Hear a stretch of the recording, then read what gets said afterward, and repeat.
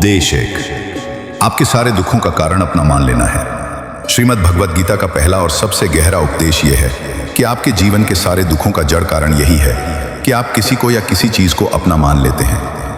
हम अपने रिश्तों, संबंधों, धन, संपत्ति, पद, प्रतिष्ठा, यहाँ तक कि अपने विचारों तक को अपना मान लेते हैं। और जब वही चीज छिनती है या उसमें परिवर्तन आता है तो हम टूट जाते हैं। गीता कहती है कि दुख इसीलिए है क्योंकि आप मोह में बंधे हैं, क्योंकि आपने किसी को या किसी बात को अपनी पहचान का हिस्सा बना लिया है। एक कहानी से इसे समझते हैं। एक व्यक्ति ने पूरी उम्र की कमाई से एक भव्य महल बनाया। वो महल उसका सपना, उसका गर्व, उसका जीवन बन गया। एक दिन जब वो बाजार गया हुआ था, महल में आग लग गई। वापस आया तो देखा महल जल रहा है। वो चिल्लाने लगा, अगर मेरा महल नहीं रहा तो मैं कैसे रहूंगा। तभी किसी ने कहा कि वो महल अब उसका नहीं रहा, उसका बेटा कल उसका सौदा कर चुका है। इतना सुनते ही वो शांत हो गया, मानो बोझ उतर गया हो। लेकिन जैसे ही उसके बेटे ने बताया कि सौदा तो तय नहीं हुआ था, वो फिर चीखने लगा। देखिए, जब महल मेरा नहीं था तब आग भी दुख नहीं देती, लेकिन जब महल को मेरा माना तो वो जलता महल आत्मा को भी जलाने लगा। यही है पहला उपदेश। किसी भी वस्तु, व्यक्ति या रिश्ते को अपना मानने से ही दुख पैदा होते हैं। जब तक आप किसी चीज को पकड़कर बैठेंगे तब तक पीड़ा होती रहेगी। गीता हमें सिखाती है, मोह से मुक्ति ही सुख की शुरुआत है। उपदेश 2, हर कर्म का फल भोगना ही पड़ेगा। गीता का दूसरा उपदेश कर्म और उसके फल की अटूट व्यवस्था को समझाता है। श्री कृष्ण कहते हैं, अवश्यम भावी कर्तव्यम शुभाशुभम फलम, यानी आपने जो भी कर्म किया है, चाहे वो अच्छा हो या बुरा, उसका फल आपको एक दिन भोगना ही पड़ेगा। आप उसे टाल नहीं सकते, छिप नहीं सकते, भाग नहीं सकते। प्रकृति और ईश्वर की दृष्टि हर समय हमारे कर्मों पर होती है। ये एक गूढ़ सत्य है कि हमारे छोटे से छोटे कार्य, विचार और भावना भी ब्रह्मांड में दर्ज हो जाती है। एक कहानी इसका उदाहरण है। 2 मित्र गांव से धन कमाने शहर गए। खूब मेहनत की, धन कमाया। लौटते वक्त एक मित्र ने दूसरे को विष देकर मार दिया ताकि सारा धन उसका हो जाए। वर्षों बाद जब वो व्यक्ति घर लौटा, उसका बेटा बहुत बीमार पैदा हुआ। उसने जीवन भर की कमाई बेटे के इलाज में लगा दी, पर सुधार नहीं हुआ।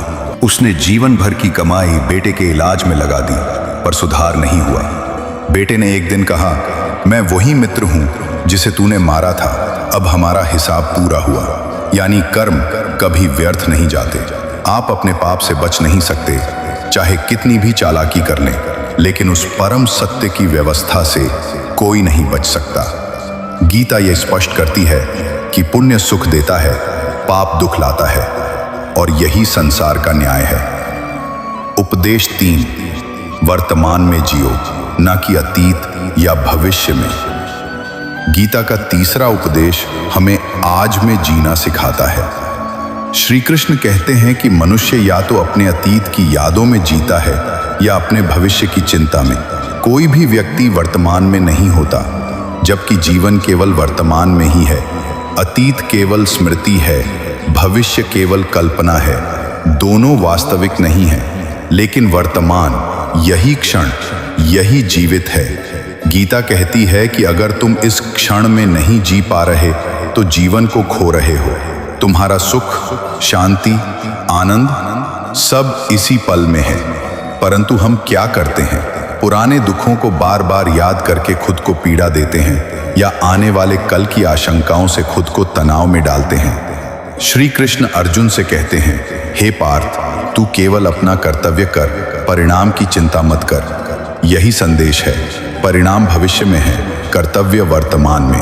अगर हम वर्तमान को पूरी ईमानदारी से जी लें तो भविष्य अपने आप सुंदर बन जाएगा।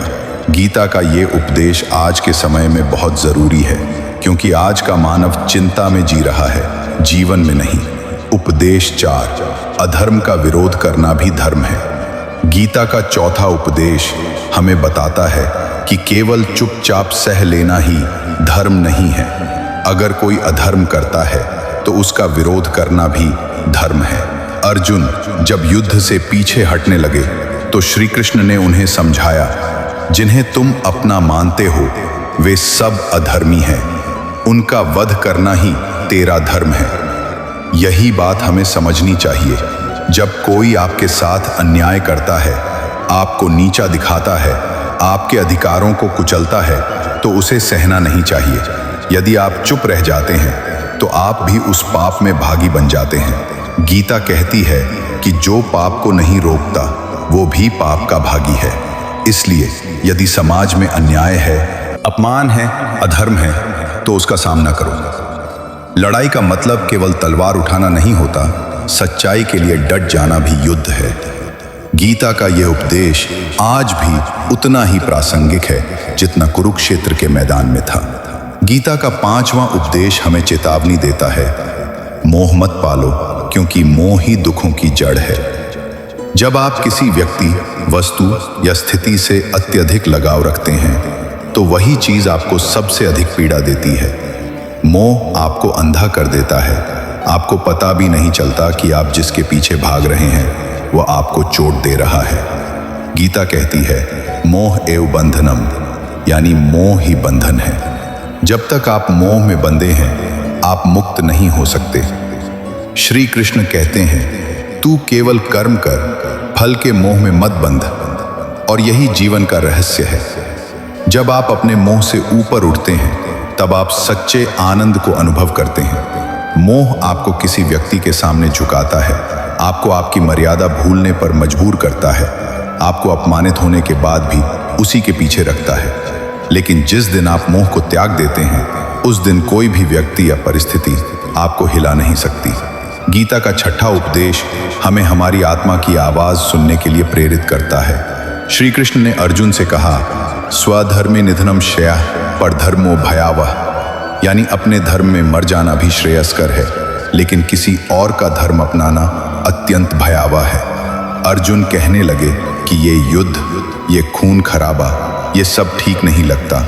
अच्छा होता कि मैं सन्यासी बन जाता। पर श्री कृष्ण ने समझाया, तू एक क्षत्रिय है, तेरा धर्म है लड़ना, तेरा कर्तव्य है अन्याय के खिलाफ खड़ा होना, सन्यास तेरा मार्ग नहीं। यही बात हमारे जीवन में भी लागू होती है। हम भी अक्सर सोचते हैं, सब यही कर रहे हैं तो मैं भी करूं, लेकिन जो सब कर रहे हैं वो आपके लिए ठीक हो ये जरूरी नहीं। गीता कहती है, तुम्हारी आत्मा की दिशा तुम्हारे लिए सबसे बड़ा मार्गदर्शक है। समाज, ट्रेंड्स, फैशन, भीड़, ये सब बदलती रहती है, लेकिन आत्मा की पुकार कभी नहीं बदलती।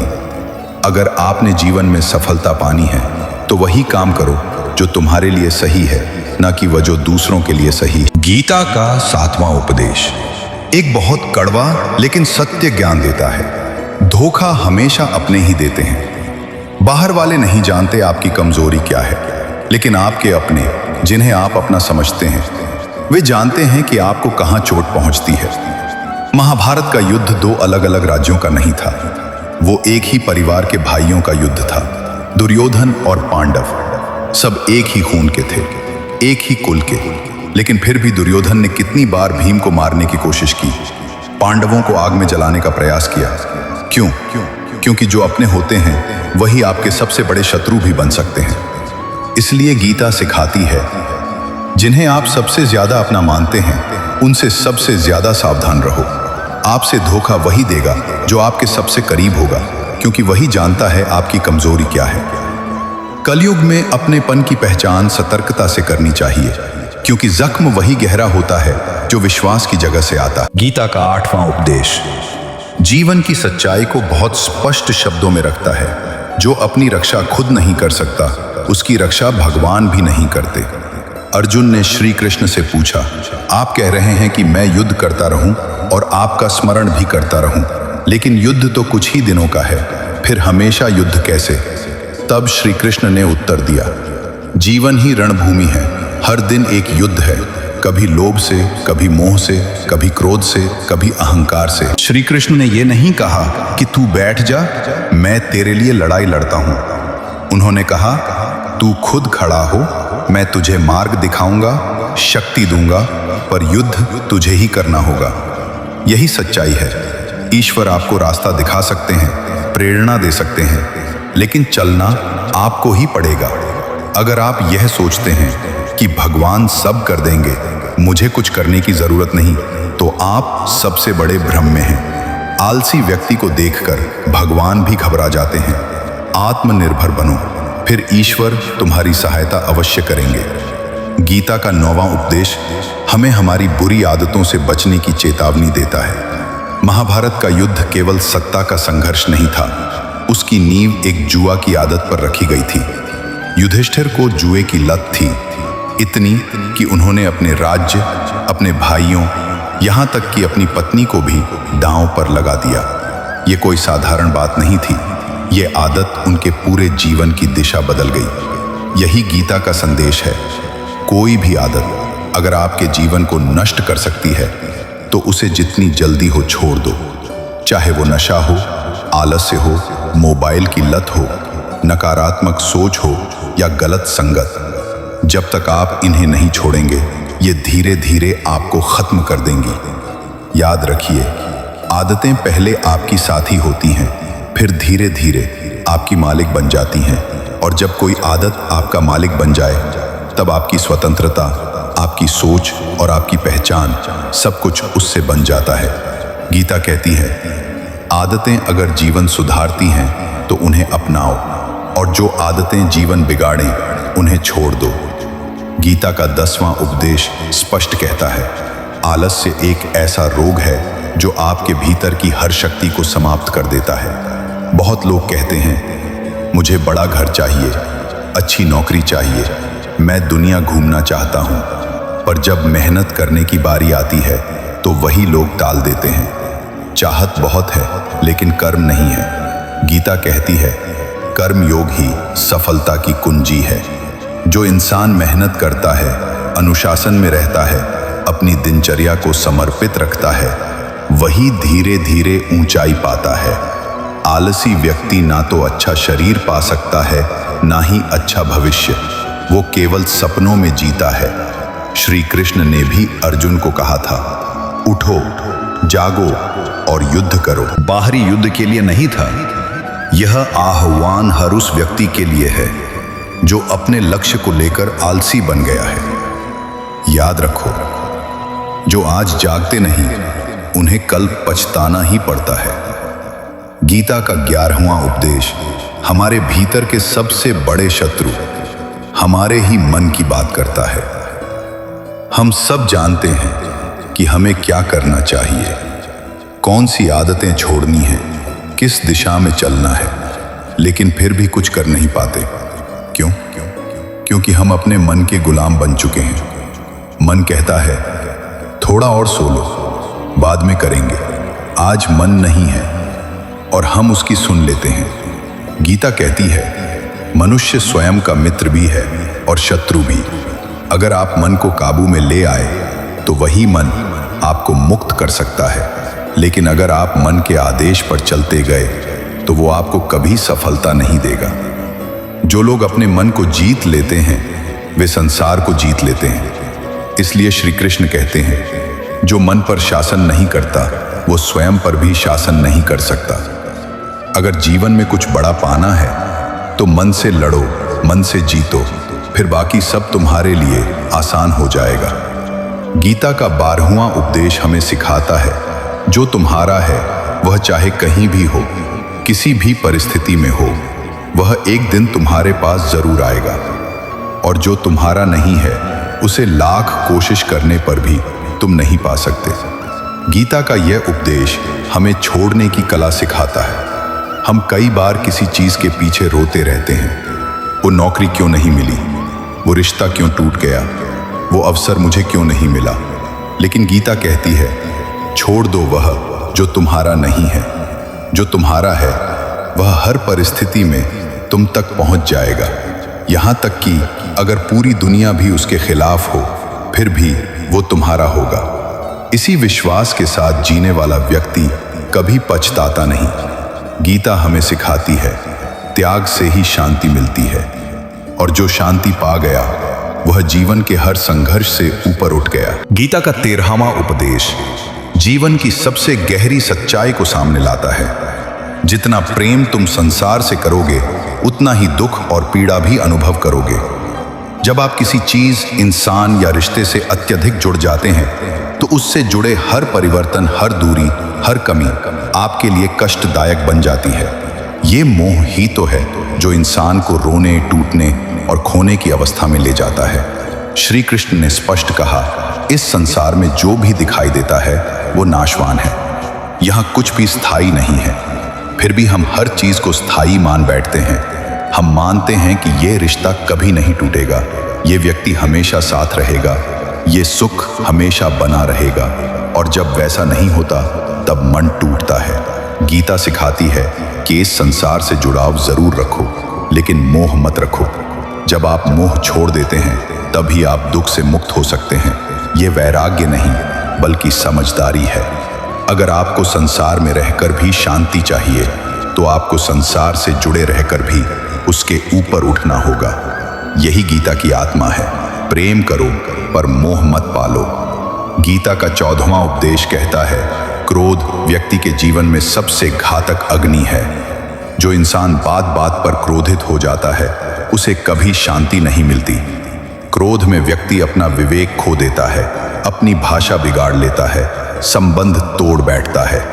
महाभारत में भी द्रौपदी का अपमान देखकर भीम ने क्रोध में प्रतिज्ञा ली, मैं दुर्योधन की जंघा तोड़ूंगा। और वो प्रतिज्ञा पूरी भी हुई। लेकिन इसी क्रोध में कई निर्दोष भी मारे गए, युद्ध हुआ, संहार हुआ। श्री कृष्ण ने कहा, क्रोध से मोह उत्पन्न होता है, मोह से स्मृति भ्रमित होती है, और जब स्मृति भ्रमित हो जाती है तब बुद्धि नष्ट होती है, और बुद्धि नष्ट हो जाए तो व्यक्ति अपना पतन स्वयं कर लेता है। यही कारण है कि गीता हमें सिखाती है, अगर जीवन में सुख चाहिए तो क्रोध को छोड़ो। क्रोध से कोई समस्या हल नहीं होती, बल्कि वह और बढ़ जाती है। अगर आप हर परिस्थिति में शांत रहना सीख गए तो आप हर युद्ध जीत सकते हैं। इसलिए क्रोध को नियंत्रण में रखना ही बुद्धिमानी है। गीता का 15वां उपदेश यह है, आप किसी की मदद करें या ना करें, लेकिन जानबूझकर कभी किसी का दिल मत दुखाइए। जब आप किसी का दिल दुखाते हैं, आप उसके भावनात्मक अस्तित्व को चोट पहुंचाते हैं। तब वो वेदना ब्रह्मांड में एक ऐसी ऊर्जा छोड़ती है जो लौटकर आपके जीवन को भी प्रभावित करती है। श्री कृष्ण कहते हैं, जो दूसरों को पीड़ा देता है वो स्वयं कभी आनंद प्राप्त नहीं कर सकता, क्योंकि जब आप किसी को भावनात्मक आघात देते हैं तो आप उस कर्म के बीज बो देते हैं जो आगे चलकर आपके जीवन में दुख का कारण बनते हैं। महाभारत में जब द्रौपदी का अपमान किया गया तब कुरुवंश का विनाश निश्चित हो गया था। इसलिए गीता हमें सिखाती है, किसी का दिल दुखाना सबसे बड़ा अधर्म है। प्रेम, सहानुभूति और करुणा से भरा व्यवहार ही इंसान को महान बनाता है। इसलिए यदि आप महान बनना चाहते हैं तो शब्दों और कर्मों दोनों से सावधान रहिए, क्योंकि कभी कभी एक बोली गई बात किसी का जीवन बदल सकती है। गीता का 16वां उपदेश कहता है, जो व्यक्ति आपके साथ मुश्किल समय में खड़ा हो जाए वही आपका सच्चा अपना है, बाकी सब पराए हैं। जीवन में सुख के समय सब आपके मित्र बन जाते हैं। वे आपकी खुशियों में शामिल होते हैं, आपके साथ हंसते हैं, आपकी प्रशंसा करते हैं। लेकिन जैसे ही जीवन में एक तूफान आता है, जैसे ही आप किसी संकट में फंसते हैं, वही लोग गायब हो जाते हैं। श्री कृष्ण ने भी अर्जुन से यही कहा था, सच्चा मित्र वही होता है जो युद्ध में आपके रथ के आगे खड़ा हो जाए। महाभारत में जब पांडवों को वनवास मिला तब एक एक कर सभी लोग उनका साथ छोड़ते गए, लेकिन श्री कृष्ण उनके साथ अंत तक खड़े रहे, भले ही उन्होंने कभी शस्त्र नहीं उठाया। इसलिए गीता सिखाती है, अपनेपन के शब्दों पर नहीं, कर्मों पर विश्वास करो। जब कोई आपके दुख में आपके साथ खड़ा होता है तब ही वो आपका सच्चा साथी है, क्योंकि जो मुश्किल में भाग जाए वो कभी आपका था ही नहीं।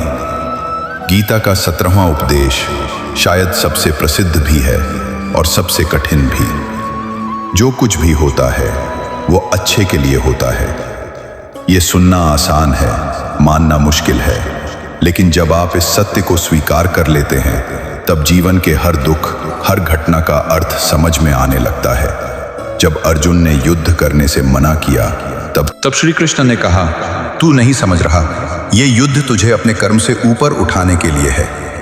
जीवन में कई बार ऐसा होता है जब हम सोचते हैं मेरे साथ ही ऐसा क्यों हुआ, लेकिन कुछ समय बाद जब वो कठिन समय बीत जाता है तब हमें समझ आता है कि उस अनुभव ने हमें मजबूत बनाया, नया रास्ता दिखाया, किसी बुरे निर्णय से बचा लिया।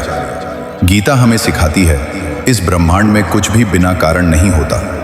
हर दुख, हर हार, हर नुकसान आपको किसी अच्छे की ओर ले जाने के लिए होता है। अगर ये दृष्टि जीवन में आ जाए तो आप हर परिस्थिति को मुस्कुराकर झेल सकते हैं। गीता का 18वां उपदेश कर्म योग का सार है। योगः कर्मसु कौशलम, यानी हर कार्य को कुशलता से करना ही योग है। सिर्फ कर्म करना काफी नहीं है, सही समय पर सही दृष्टिकोण से पूरी समझ के साथ किया गया कर्म ही आपको सफलता की ओर ले जाता है। श्री कृष्ण ने अर्जुन से कहा, तेरे कर्म में ही तेरा धर्म छिपा है, तू जो करता है वही तेरा मार्ग है। कई लोग दिन रात मेहनत करते हैं पर उन्हें सफलता नहीं मिलती। कारण ये है कि वे बिना योजना के, बिना सोच विचार के कर्म कर रहे होते हैं। अगर आप कृष्ण भक्त हो तो चैनल को सब्सक्राइब करें।